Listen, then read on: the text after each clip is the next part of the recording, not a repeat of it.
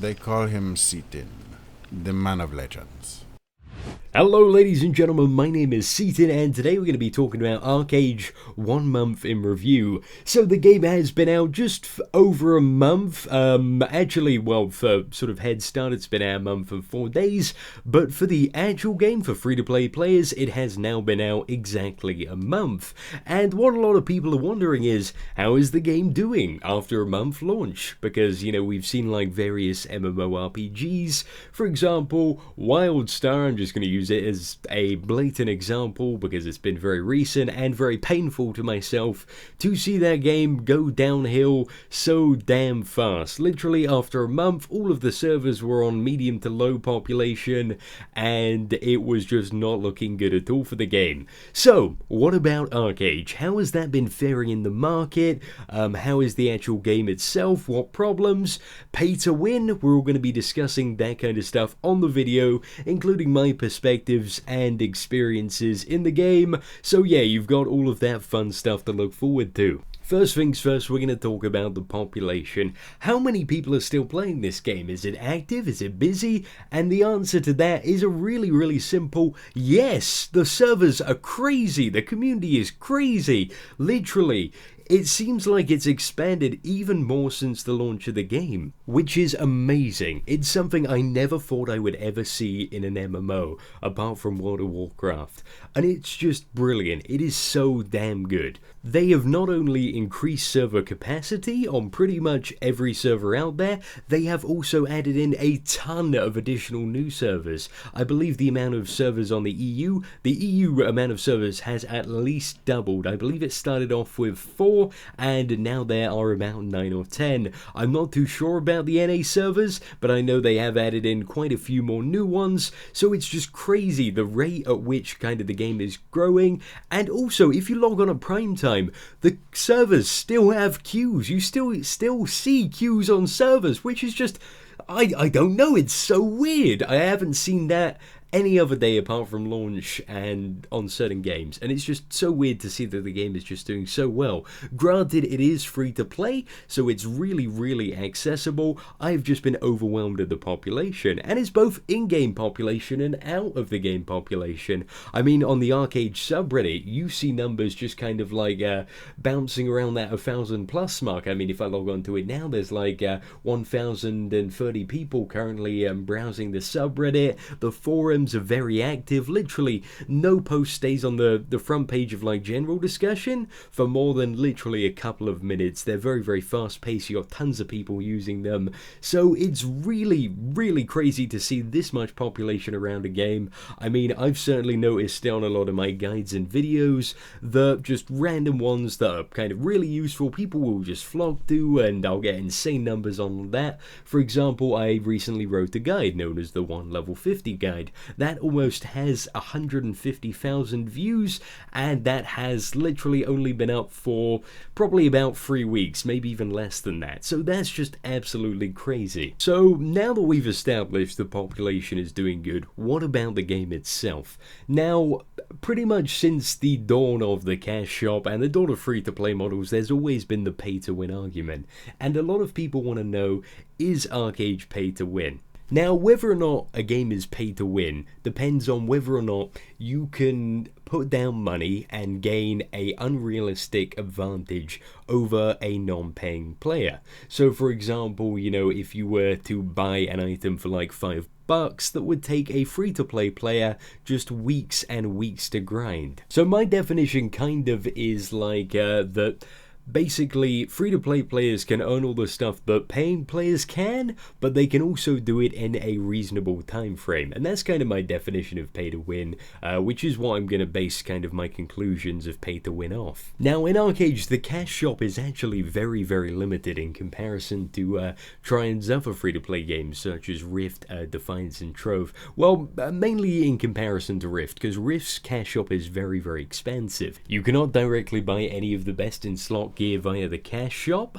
What people tend to do is if they want to, put down a bit of money on the game, they'll either buy something they want from the cash shop, so this will be a mount, or maybe some labor potions to sell, or whatever item in the cash shop is selling the most for the auction house. So basically, this allows players to directly exchange their real life money for gold. It is basically kind of in-game gold buying, so instead of going to some like random farm in Korea, it is going straight to the developers and publishers that are, making and producing this game and bringing it to the Western market. So, in a theoretical scenario, people can lay down as much money as they want and buy as much gold as they want, and then use that gold to buy and craft gear, which could, arguably be the best gear in game. However, bear in mind, when crafting gear, there is ridiculous amounts of RNG, like just so many factors that make it very, very difficult to craft gear. So even for people who lay down a ton of money, it is still a massive pain in the ass. However, in kind of reality, and what's happening on the servers is most of the really good players are players who have dominated the game. Now, when I say dominated the game, I mean they are absolutely dominating the auction house, they are playing just the crap out of that and making thousands of gold each day. Players such as guild leaders of large guilds who maybe charge like a weekly tax, or ask all Archeage or X amount of farming material be sent to them so that they can make more money, gear up more, and then progress on other stuff like the Kraken, or kind of just so they don't get nuked down. I mean, one common practices in Guild v Guild large scale battles are to take out the leaders as fast as possible, because without leaders like practically in the battle, then they kind of just have to shout from the graveyard or their corpse, which makes leading a raid quite difficult, especially when you're in the heat of maybe like a 200 versus 200 battle. It does become quite chaotic. So guild leaders and officers and raid leaders, they love to slather themselves in gear with, a right mind to do so. I mean, anybody that's realistically led a guild, especially in kind of a sandbox, open world PvP MMORPG, knows how much effort it takes to pull everything together. So in their own right, most of these guild leaders and raid leaders and sort of leaders of various organizations, they do deserve to get geared first, and literally with kind of like maybe 100 to 200 people funneling them, then they can do that very quickly, and it's an easy task to accomplish if you can pull it off right. Adding to that, I've met players who have been significantly better geared than me. Even though they have better gear, they are still terrible at the game. Like really bad. They don't understand kind of basic mechanics, so it's very easy for me, like as a stone arrow, to kite them and just literally make them follow me in circles while they really can't do anything. So you have players like that. Again, gear does not equal skill in this game at all. So there is a huge gap for skill, I'd say, especially with the variety of ability combos and the kind of somewhat depth to certain abilities and combos that you have. It's kind of all about learning your class, learning how to counter other classes, having the knowledge to be prepared. If somebody's gonna like meteor me, what are they gonna do after that? Well, they're probably in a bubble trap, but if I preemptively put up my redoubt, that makes me immune to the knockdown. So then they cast the meteor, it triggers the damage and also tries to trigger the knockdown, but I've got redoubt up, and then I bone wall, and that interrupts their bubble trap, and then GG, I've won from there on out. But that was just a really kind of abstract and random example of how you can break somebody's combo. Probably was a lot of jargon to most people, but basically, gear never equals skill. Now, the next thing I want to go and talk about is diplomacy between guilds, and I'm sure if anybody has played Archeage up to 50, got themselves involved in a guild, you will know what I mean when I say diplomacy between guilds. Basically, in Archeage, you have the option at any time, apart from in the very low level zones, to kill your own faction by Control F, turning on Bloodlust mode, and then you can kill people on your own faction. And that creates a lot of tension, a lot of drama between same faction guilds. I mean, people just get really mad at each other and start bickering. So when you have a guild full of 100 plus people, and there are multiple other really large guilds, some with 100 plus, some with 300 plus, there are bound to be a few assholes in every guild. And just something as simple as like mining, for example. You know, people could fight over a mining node and then end up PKing each other. And a previously like allied guild that is, you know, joined together to fight the opposing faction is now all up in arms against each other over two guys that have fought over a mining node. And you get this all of the time, and it's ridiculous.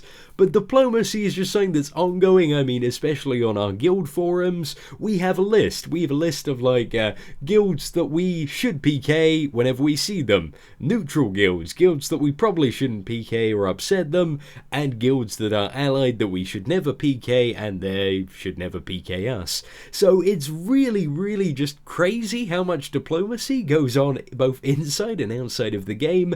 It's all about kind of making alliances between guilds, keeping them happy and you happy, because the last thing you want to do, especially on our kind of server which appears to be at the moment heavily imbalanced on favor of the East faction, so there's a lot more East people than there are West.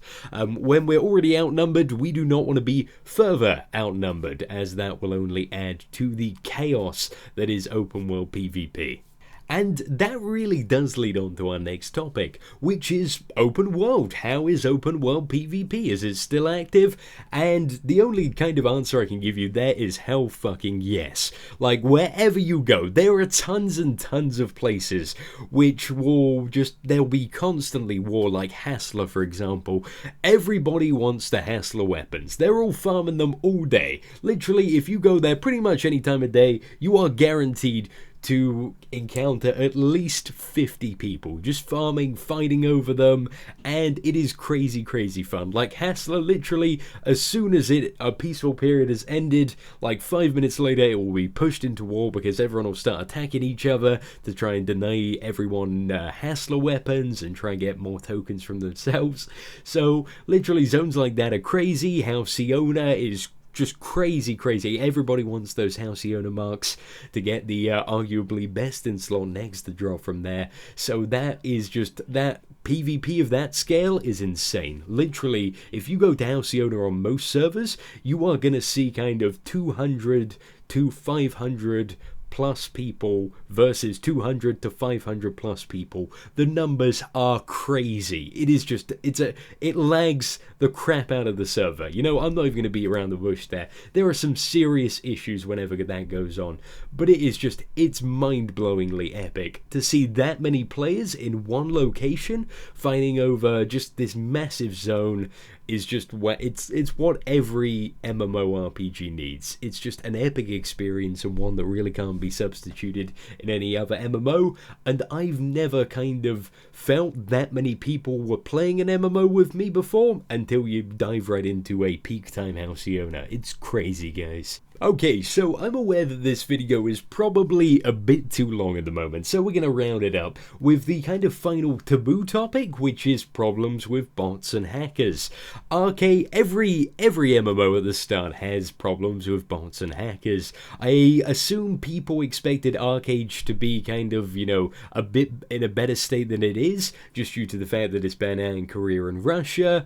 The kind of response that we get from Tryon are that they are working on it. They're talking with Excel Games, they're trying to find out exactly what is going on with certain hacks and bugs, and the people who are caught hacking are being permabanned. So that is what we try to get from their end. Now, one thing I kind of want to, like, you know, sort of delve into is the community management at Tryon. Like, I personally think they are doing a really good job. And when I say they, I really just mean Scapes, because Scapes is pretty much the full-time dedicated Archeage community manager. You also have Seaweebird, Morgana, and Ocho, but they all have other responsibilities. Like Ocho's focus is primarily on Rift and Trove, so he's not really meant to be dabbling in Archeage, but he has been. And Kiwibird is all about the social media and Defiance. She also dabbles in Archeage occasionally, so you'll see her on the forums, and Morgana kind of like oversees absolutely everything and makes sure stuff is running smoothly, deals with patch notes and all that kind of stuff. But for the community team they have, and the kind of market they're taking on is absolutely incredible. Like, literally, if you compare Archeage to WildStar, WildStar at launch, I believe, had about 10 community managers. And that is crazy in comparison to Archeage, because Archeage, I would happily say that Archeage is at least double the population of players. And, you know, maybe even more than that, at least. And WildStar had 10 community managers at launch, I believe. It was around 10. I had a brief look up today, and I believe they're kind of floating on about 6 to 7 now. I may be totally wrong about that, but all I know is they have a lot of community managers just for the single game WildStar, which I would say, you know, is just not even close to as popular as Archeage is at the moment. So to have somebody like Scapes take on just this giant audience by himself, of course he's going to be under fire. Of course he cannot respond to everything. I mean, a lot of people have been saying on the forums that the, you know, Tryon aren't responding, and then you look at Scapes' post history, you know, he's responding to as much as he can. He has tons of stuff to do, and as well as being an Archeage CM, he is also a Defiance community manager. So imagine kind of the weight that he has to bear on his shoulders. Like, one Scapes is like 10 WildStar community managers at the moment. So I'm pretty impressed with how he's handling stuff. You know, it could be, in all honesty, it could be getting a lot worse. So I'm pretty happy. I kind of do think they need to dedicate a lot more resource to community management in order to keep, you know, people happy. There's been various forum spam at the UK time, but, you know, I'm not really going to go into that. I just say I'm happy with the resources that they have, but I really hope they kind of expand on that and you know, integrate community into the fan sites, reach out to them a bit more, the streamers, the YouTubers. There are tons and tons of great Archeage streamers and YouTubers, loads that have still retained quite a high level of popularity. So yeah, I mean, from that kind of initial launch week, in regards to Twitch, stuff always does go down in terms of viewership, but then you get kind of the more loyal streamers that are about. So, you know, I'd say it's a fairly reasonable level, unlike, you know, games like, I'm going to go back and say it again, I'm going to say WildStar, which has nobody viewing it. And after the first few weeks, once all the dungeons and everybody had seen the raids, people were just like, nah, you know, I've seen all of this stuff, I'm not kind of watching this for entertainment, I'm just watching it to kind of, you know, get an edge. But if you look at, there are tons of Archeage streams of people literally just screwing about in Archeage. They've got a brilliant captive audience, so I really enjoy tuning into some of those sometime. So I'd like to end the video on this. Archeage has been out for several years in Korea. There is so much stuff that is not even in the game yet. We have the whole northern continent, we have Aurora, we have the library, we have the Leviathan, we have the ghost ship, we have the 10-man raid, we have the like 5-man Dahuta boss in the middle of the ocean. We just have so much stuff. Sloth gliders, bear mounts, the Red Dragon event, just ridiculous amounts of stuff that isn't even in the game yet. And it's crazy because I have logged on every day religiously. I'm level 50, I've pretty much got all of my skill sets to 50, apart from a few ones that I'm not terribly interested in because it means I have to get more gear, and I'm a bit too, like, caught up with everything else to do that. There is so much for me to do. I mean, I could fish, I haven't even touched on fishing yet. I could go and try and make gold, play the auction house, do some 1v1 arena, do some 5v5 arena. There's always so much going on in the open world. Maybe some guy's like, oh, I'm getting ganked in Hell Swamp or Halcyona by a bunch of scrubs from the opposing faction, or maybe, you know, something's going down in Free Ditch, Or just, I found an illegal tree farm in Perenor Ruins and I need help raiding that for Thunderstruck trees and logs. So there's just so much for me to do on a daily basis. And I can't even see myself being remotely bored of this game for at least another few months. And by the time I even get to that kind of, oh, you know, I'm logging on with nothing to do feeling, then boom, there's tons and tons of content that hasn't been released that is even more epic. We literally have the bare bones of the game at the moment. Literally the basics. There is so much stuff to be added and I am super hyped for it. You know, I'm not even going to beat around the bush here. I am so hyped for the future of Archeage, and it is looking ridiculously positive at the moment. I mean, the only issues they need to address at the moment, well, there are quite a few issues with hackers and botters, but once they crack down on those, this could genuinely be one of the most amazing MMORPGs ever. So we're going to have to see how it evolves in the coming months, but if you want to follow that progression, be sure to subscribe to the YouTube channel. If you want to like this video, feel free to do that, and you can also leave a nice comment if you're feeling good today. I don't know, and you're feeling generous, like, oh hey dude, I've tuned into like you rambling on for 20 minutes, I enjoyed the video, or I didn't enjoy the video but I still watched it all. Full stop, because, you know, full stops are kind of passive aggressive on the internet. But anyway, thank you once again for watching, guys and girls, and have a great day.